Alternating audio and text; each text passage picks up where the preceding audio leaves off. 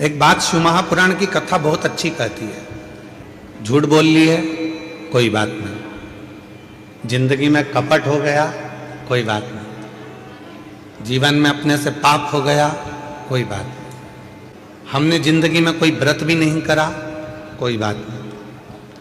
हमने जीवन में कोई दान भी नहीं करा, कोई बात नहीं। हमने जीवन में कोई सत्कर्म भी नहीं करा, कोई बात नहीं। शिव महापुराण की विद्धेश्वर संहिता कहती है, अगर हमने अपनी जिंदगी में ना कोई पुण्य करा, ना सत्कर्म करा, ना हम कभी जिंदगी में कोई अच्छा काम कर पाए, तो भी इस पापी शरीर ने अगर भूल से भी शंकर भगवान को एक लोटा जल चढ़ा दिया, तो हमें सारे पुण्य, सारे तप, सारे यज्ञ, सारे अनुष्ठान, सारी साधना का पुण्य फल प्राप्त होना चालू हो जाता। इसलिए आपके पीछे पड़े रहते हैं कि मंदिर जाओ, एक लोटा जल चढ़ाओ, सारी समस्या का हल बोल बम का नारा है, श्री शिवाय। इसीलिए आपसे कहते हैं कि मंदिर जाओ, एक लोटा जल चढ़ाओ, शंकर जी की आराधना करो। क्यों? हम दिन भर में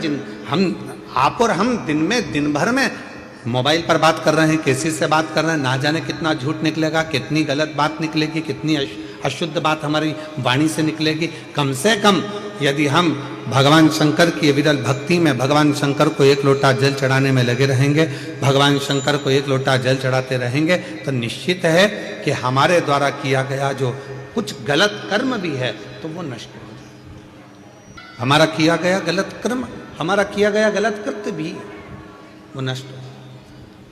आप शिव साधना करो, आप भगवान शंकर की आराधना करो। एक जन्म कुंडली है और दूसरी कर्म कुंडली है। जन्म कुंडली केवल आपका भाग्य बताएगी। जन्म कुंडली का काम है आपका भाग्य बताना, जन्म कुंडली का काम है आपका भाग्य बता देना, दर्शा देना। पर इस जन्म कुंडली से भी बड़ी अगर कोई कुंडली होती है तो वो होती है हमारे कर्म की कुंडली।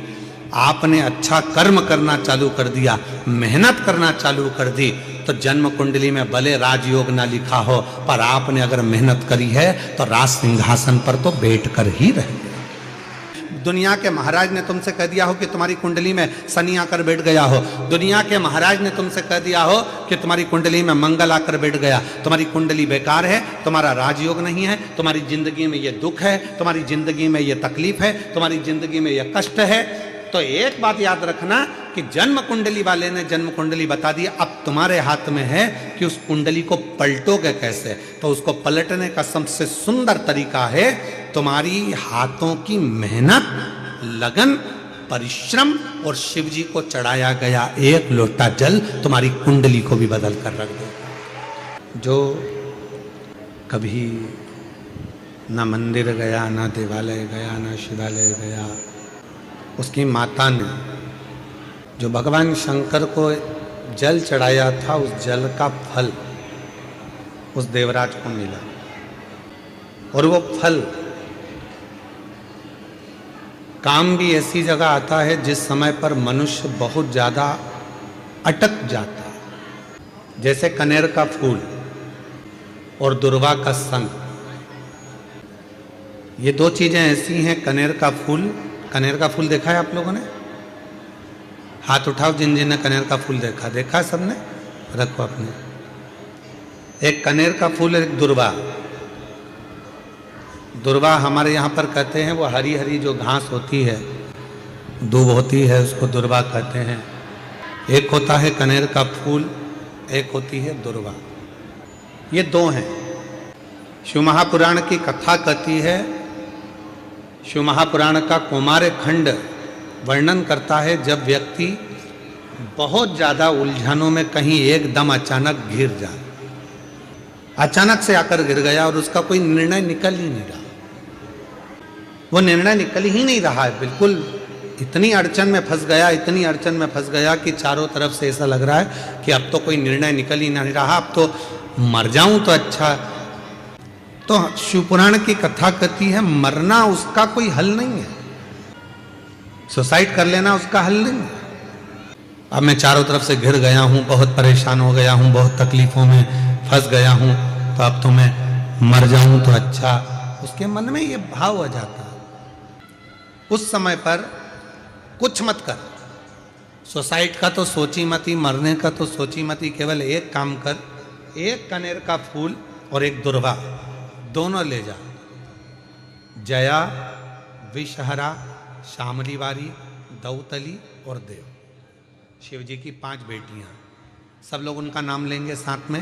पहले नंबर पर जया, विषहरा, शामली बारी, दौतली और देव। ये शंकर जी की जो 5 लड़कियां हैं, शिव जी की जो 5 लड़कियां हैं, इन 5 लड़कियों का नाम लेकर एक कनेर का फूल और एक दुर्वा जो भगवान शंकर को उत्तर की ओर मुख कर कर शिवलिंग पर समर्पित कर देता है, और एक लोटा जल धीरे धीरे शंकर भगवान को अपने मन की कामना कर कर, जिस उलझन में वो फंसा हुआ है, जिस व्याधि में वो फंसा हुआ है, जिस तकलीफ में वो फंसा हुआ है, उसका स्मरण करते करते वो शिव जी से अपने मन की बात कहते कहते अगर जल उसी दुर्वा, उसी कनेर के फूल के ऊपर शिवलिंग पर जो चढ़ा हुआ है उस पर समर्पित करता है, कहते हैं 4 घंटे भी नहीं लगते। 3 महीने तो जान दो, 3 दिन भी जान दो, 4 घंटे भी नहीं लगते, और देवाधिदेव महादेव उस व्याधि से उसको निकालना प्रारंभ कर, उस व्याधि से वो निकालना प्रारंभ कर देता, उस तकलीफ से उसको दूर करना प्रारंभ कर देता। पर एक निवेदन है आप सबसे, अगर शिव महापुराण पर आपका भरोसा है और शिव जी पर विश्वास है तो ये सब कुछ करा हुआ हमें फल देता है। आप शिव जी को जल चढ़ा रहे हो, भगवान शंकर को जल चढ़ा रहे हो, शिव जी से विनय कर रहे हो, निवेदन कर रहे हो, विनय कर रहे हो, विनती कर रहे हो, वो चढ़ाया गया जल एक ना एक दिन आपकी जिंदगी को पलट कर जरूर रखेगा, ये निश्चित है। जो चढ़ा, जो शंकर भगवान को जल चढ़ा रहा है, जो शिव जी को जल समर्पित कर रहा है, वो आपका जीवन बदल कर रहा है। परसों के दिन जब हम सीहोर में थे बाबा के धाम में, तो एक किसी ने प्रश्न किया था परसों, और उस प्रश्न में उसने कहा कि गुरुजी, सबसे पहले शंकर भगवान जब अपने भक्त पर कृपा करते हैं, जब शंकर भगवान अपने भक्त का दुख काटना चालू करते हैं, तो हमको कैसे मालूम पड़ता है कि भगवान शंकर ने अब हमारा दुख काटना प्रारंभ कर दिया? हमें मालूम कैसे पड़ेगा? तो हम उमाखंड में एक चरित्र आता है, जब माता पार्वती जी तप करते करते करते करते करते करते माता पार्वती के बहुत वर्ष निकल गए और पार्वती भगवान शंकर को प्राप्त करना चाहती थी, तो पार्वती के प्रसंग को हम देखें उमाखंड में, तो वर्णन आता है कि शिव जब करुणा करना चाहते हैं, जब शंकर भगवान आपको स्वीकार करना चाहते हैं, तो सबसे पहला झंडी किस रूप में दिखाते हैं? तो कहा शंकर भगवान स्वयं आपके स्वप्न में आकर, शंकर भगवान आपके स्वप्न में आकर आपको दर्शन भी देते हैं, और कोई कोई शिव भक्त ऐसा होता है कि उसको स्वप्न में भी शिव के भक्त के मुख से, जब स्वप्न में भी ब्रह्म मुहूर्त में कथा सुनने का स्वप्न दिखना चालू हो जाए कि मुझे कोई कथा सुना रहा है, शिव पुराण सुन रही हूँ, शंकर बैठे हैं, उनका दर्शन कर रही हूँ, तो समझ लेना कि शिव तुझे अब दुख से दूर करना प्रारंभ करना चाह रहे हैं, तुझे दुख में। महाराज जी, कई लोग कहते हैं कि स्वप्न में अगर शिव जी दिखते हैं तो क्या फल मिलता है?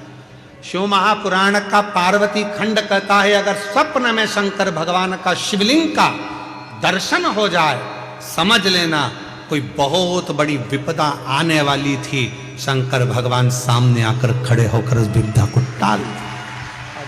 इसलिए कहा के समय पर, तुम्हारी तकलीफ के समय पर, तुम्हारी कष्ट के समय पर जो खड़ा है, समझ लेना कि वही तुम्हारे लिए हितैषी है और वही शिव है। लोग कहते हैं शंकर जी को गंगा जल से स्नान कराओ, गंगा जल चढ़ाओ। क्यों? तो कहा गंगा जल से शिव जी क्यों प्रसन्न होते हैं? उसका प्रसन्न होने का कारण यह है कि शंकर जी प्रसन्न होते कि नहीं होते, पर गंगा शिव पर चढ़ती है, दर्शन करती है, तो गंगा वर देती है कि तूने मुझे शंकर से मिला दिया, जा मैं तेरे ऊपर कृपा करती हूँ, तेरी भंडार भरती हूँ, तुझ पर दया करती हूँ। शिव कथा कह रही है, भगवान शंकर का चरित्र का यही शिव पुराण कहती है। शंकर के मंदिर में जाकर शिव जी को जल चढ़ाकर जब कोई चंदन की 3 लाइन भगवान शंकर के शिवलिंग पर खींचता है, शंकर उसका हाथ पकड़कर उसका भाग्य लिखना प्रारंभ कर देते हैं। अब कई लोग कहते हैं कि हम एहसान कर रहे हैं, हम मंदिर जाते हैं, शंकर का श्रृंगार करते हैं, शिव जी के मंदिर में जाकर शंकर जी को त्रिपुंड लगाते हैं। नहीं, आप बच्चे हो, आपको हाथ में कलम पकड़ा दी गई है और आपको लिखना नहीं आता, आप अपना भाग्य नहीं लिख सकते। तो शंकर के मंदिर में जाकर जब आप अपनी उंगली की 3 रेखाएं खींचते हो, यहां तक शिव पुराण कहती है अगर चंदन नहीं है, अबीर नहीं है, गुलाल नहीं है, रोली नहीं है, कुछ भी तुम्हारे पास में नहीं है, शंकर जी को तुमने जल चढ़ाया, जल चढ़ाने के बाद अगर चंदन रोली हल्दी कुछ नहीं है, तो भी अपने हाथ की 3 उंगलियों से शंकर के शिवलिंग पर जब आप 3 रेखाएं दिल से, हृदय से, भाव से बनाते हो, तो भी शंकर भगवान हाथ पकड़कर तुम्हारे भाग्य की रेखा बनाना प्रारंभ कर देगा। भाग्य की रेखा, भाग्य की रेखा बनाना प्रारंभ कर देगा दिल से। अब खींचो 3 लाइन। ब्रह्मा, विष्णु, महेश की 3 सलाखाएं जब शिव जी के शिवलिंग पर लगाई जाती है, यहां तक शिव पुराण कहती है अगर हम शंकर भगवान के शिवलिंग को जल चढ़ाकर 3 रेखाएं भी ना खींच सकें, तो अपने हाथ की 3 उंगली का यदि स्पर्श मात्र भी शिवलिंग पर कर देते हैं, तो ब्रह्मा, विष्णु और महेश की करुणा हमारे ऊपर होना प्रारंभ हो जाती है। यहां तक शिव पुराण का, यहां तक। उसी तरह जो शंकर के मंदिर में जाकर 1 लोटा जल चढ़ाना प्रारंभ करता है, 3 रेखाएं खींचना प्रारंभ करता है, चंदन लगाकर त्रिपुंड बनाना प्रारंभ करता है, बाबा उसके भी जीवन में सुख हाथ पकड़कर देना प्रारंभ कर देता है। जो महाशिवरात्रि आ रही है 15 फरवरी को, उस दिन उस शिवरात्रि को ग्रीन शिवरात्रि के रूप में मनाएं और एक वृक्ष सब लगाएं। आप सबसे निवेदन है उस शिवरात्रि का नाम ग्रीन शिवरात्रि रखो। ग्रीन शिवरात्रि, वृक्षारोपण करो, बेल वृक्ष लगाओ, बेलपत्री का वृक्ष नहीं मिले तो कोई दूसरा वृक्ष लगाओ, पर लगाओ वृक्षारोपण।